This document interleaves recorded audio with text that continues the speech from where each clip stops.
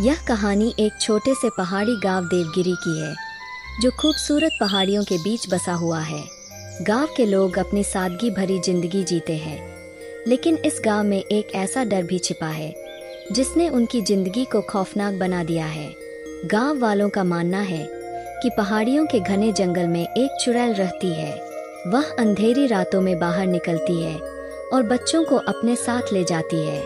उसकी पहचान यह है कि वह बूढ़ी औरत के रूप में घूमती है, लेकिन जो भी बच्चा उसके करीब जाता है वह गायब हो जाता है। 10 साल का रोहान, गांव का सबसे शरारती और नटखट बच्चा, एक दिन अचानक गायब हो जाता है। रोहान की मां फूट फूट कर रोती है और उसके बड़े भाई अर्जुन, 18 वर्षीय, साहसी और जिद्दी, ने उसे ढूंढने की कसम खा ली। गांव के बुजुर्गों ने अर्जुन को जंगल में न जाने की चेतावनी दी, क्योंकि उस जगह को शापित माना जाता था। अर्जुन ने किसी की बात न मानते हुए गांव के मंदिर में जाकर पुजारी से मदद मांगी। पुजारी, जो एक बुद्धिमान और वृद्ध व्यक्ति थे, ने अर्जुन को एक ताबीज दिया और कहा, यह ताबीज चुड़ैल की शक्ति को कमजोर करेगा, लेकिन याद रखना, तुम्हें अपने डर पर काबू पाना होगा। अर्जुन ने रात में जंगल में प्रवेश किया। जंगल घना और अंधकार में था। पेड़ों की शाखाएं अजीब आकृतियां बना रही थीं और चारों तरफ से डरावनी आवाजें आ रही थी।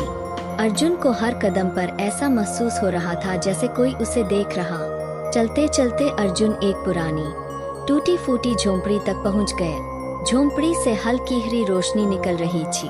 अंदर झांकने पर उसने देखा कि एक बूढ़ी औरत, झुकी हुई कमर और झुर्रियों भरे चेहरे के साथ, एक बड़े कड़ाह में कुछ उबाल रही थी। अर्जुन ने झोंपड़ी का दरवाजा खोल दिया। बूढ़ी औरत ने उसकी तरफ देखा और अचानक वह चुड़ैल में बदल गई। उसकी आंखें हरी चमकने लगीं।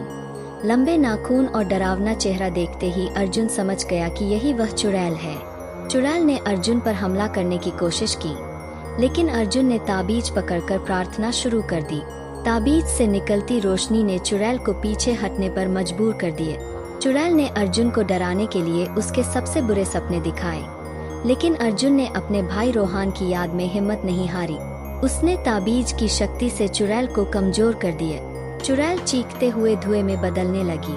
अर्जुन ने झोंपड़ी के अंदर रोहन और बाकी लापता बच्चों को देखा। उसने उन्हें छुड़ाया और गांव वापस ले आए। गांव में सभी ने अर्जुन का स्वागत किया और उसकी बहादुरी की सराहना की। लेकिन अर्जुन जानता था कि कहानी यहीं खत्म नहीं हुई थी। जाते जाते चुड़ैल की आवाज गूंजी, मैं वापस आऊंगी, जब तक मेरा बदला पूरा नहीं होगा।